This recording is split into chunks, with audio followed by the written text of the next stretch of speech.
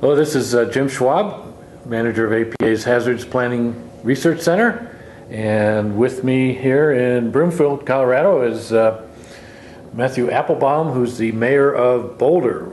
Boulder experienced some serious flooding, like many Colorado communities, last September 2013.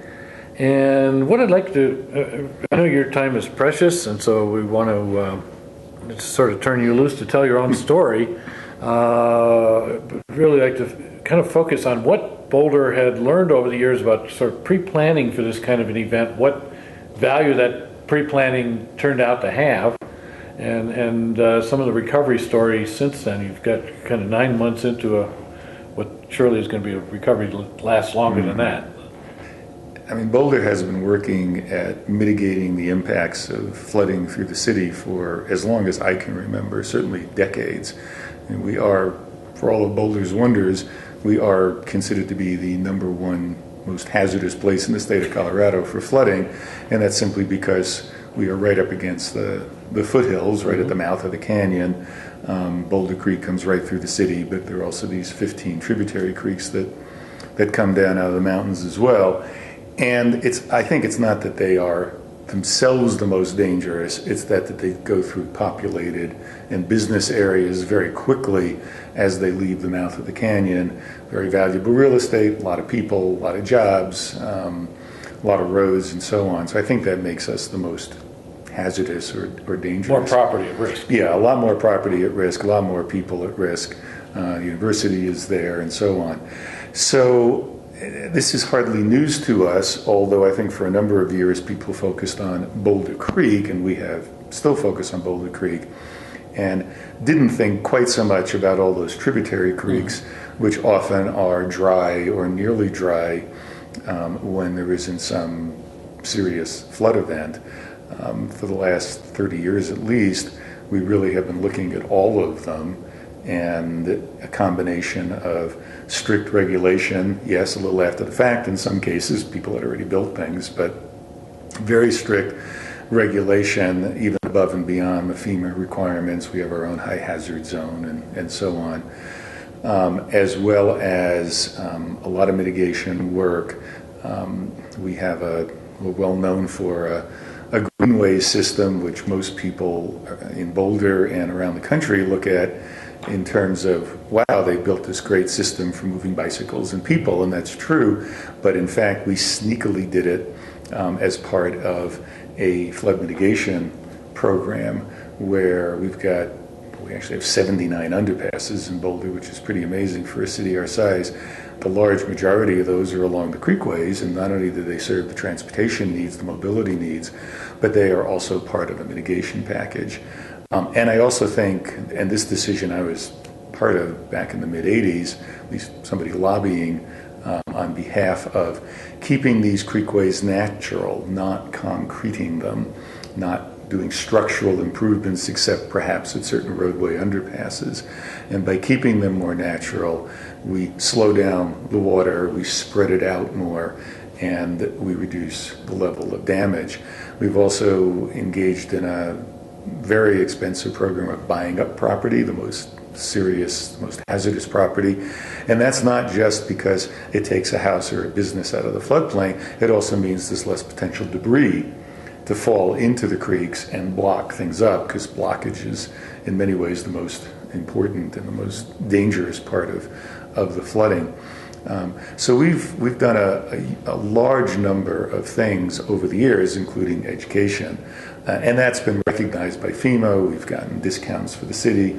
We have mapped and remapped and re-remapped our floodways. We try to keep current. We try to use the latest technologies, even though sometimes politically that's a little difficult. People don't like being told they're in a floodplain, but nonetheless, you have to use the best science. So on the mitigation portion, we've done a lot. And we have indeed planned for flooding, although it's important to point out that the planning we've done, by and large, has been for what I guess one might call a traditional flood, the 100-year flood in one of these tributaries, where you get I know for Boulder Creek, it's 3 inches in an hour of rain in the drainage way above Boulder Creek. And in fact, in last September, that's not at all what we got. In fact, in no place did we get the traditional amount of rain. What we got was this totally unpredicted and unprecedented, at least in the modern era, of 18 inches of rain spread out over 5 days and affecting all of the creekways. And although Boulder Creek was somewhat spared, it had the effect of shutting down the city, shutting down the county, because it was so widespread. And nobody expected that. And arguably nobody planned for that, at least not in quite the way it played out. Now, having said that, our mitigation efforts certainly helped. We had a lot less damage than we otherwise would have had, and a lot less damage than many surrounding communities. Nonetheless, I think it's safe to say we hadn't quite planned for this. And it showed in a couple of places where we were at risk because we hadn't thought that such an event was really going to happen. Well, let me just stop there and Sure. see where you want to take it. It illustrates the fact you can plan for a number of things, but you can't plan for everything. So once you have that reality and you know what has actually happened, then it gets into time for how do we Right. plan the recovery? Right. How do we put things back together again? And what are we trying to achieve? Right. So, I mean, the other thing I would say that was really unexpected is the amount of flood damage that was caused not by flood waters themselves, but by rising groundwater. And in fact, I don't know what the actual numbers are, but I would guess that a very high percentage of the houses and businesses that were damaged, it was due to rising groundwater. These are places that aren't in any floodplain. They're not in any map floodplain. They will never be in any map floodplain, honestly, because there's just not their location. So, I mean, back to recovery efforts. So, I mean, I think, in a city managed for our government, the city manager really operationally runs the city. City council certainly sets policies. We worry about budget. We worry about what our focus is. We worry about priorities. But the city manager and the city staff team really work on the day-to-day implementation, and I think they've done a fabulous job. Now, from a kind of high-level policy, I think things we have done well are some level of education, getting the costs of flood insurance down because we've met the various FEMA criteria, so that helps both citizens and businesses in town. That's positive. Again, the mitigation we did reduced the level of damage to, I think, a fairly large extent. The fact that we have very significant reserves in the city of Boulder, and we are very conservative fiscally, and we have sufficient reserves that we could be out there immediately repairing, replacing, helping people out, made a very big difference. There are many communities that don't have that for various reasons. Sometimes they're just very small and they really can't maintain that level. Sometimes they just have chosen other priorities. But given how long it takes for state and federal money to flow, having those reserves lets you get out there and start fixing things literally on day one, and that's important. Great cross-jurisdictional relationships. This is an event that obviously affected not just the city, but the whole county and many other communities much harder than we did. But from the very beginning, all through the floods and the immediate dealing with the hazard, but then the aftermath, there's been great cooperation with the folks at the county in terms of, well, really everything, in getting things fixed and working with the federal government jointly. We were out in Washington with them and all the other cities talking to our congressional representatives, and we were not there saying, hey, I want more money than the other guy. I mean, because I was at some of these meetings, we were there saying, this affected all of us. We need some help. We will make sure it's allocated fairly. Don't worry about that. We understand that some of the small communities really need help more than the city of Boulder does. And we work and continue to work incredibly well together. And I don't think that can be said necessarily everywhere else. So that is critical. And then within the city, it was critical that the various departments worked well together. I mean, this flooding obviously affected Public Works and Transportation and all of our utilities and our open space department. And again, everybody coordinated, everybody collaborated. You didn't see kind of people going in different directions. Everybody was helping everybody else out with whatever equipment that they had, whatever staff they had. It really was a truly collaborative effort. We worked with human service organizations, of course. We worked with the state. We worked with, all the entities that were involved, and I think did a good job.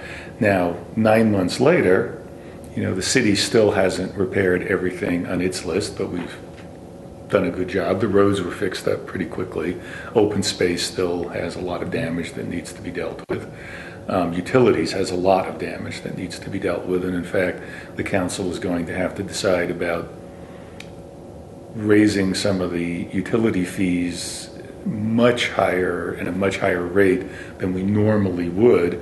And I think there is great interest in that, so that we can not just fix some of the damage, but in fact do some of the mitigation work that's been on our list for a long time, and we've just been slowly doing it because we don't want to hit people with big increases. But I think we believe the political climate now is that people get it, that preventive measures save a significant amount of money later on. I was going to say downstream, which is a horrible pun.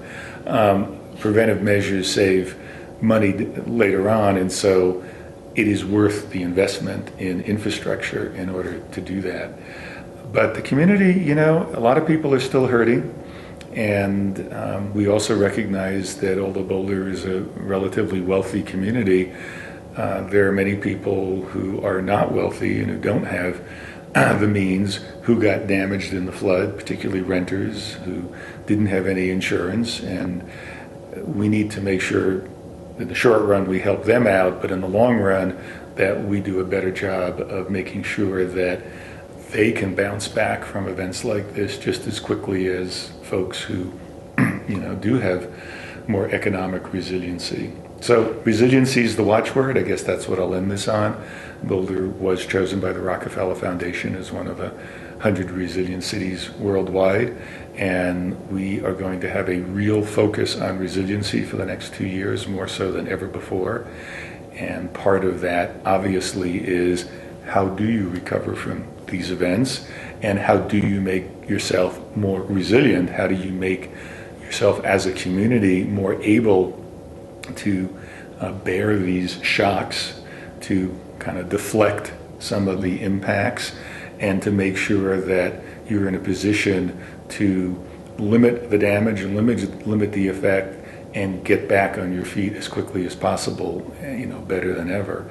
So that is a focus for us.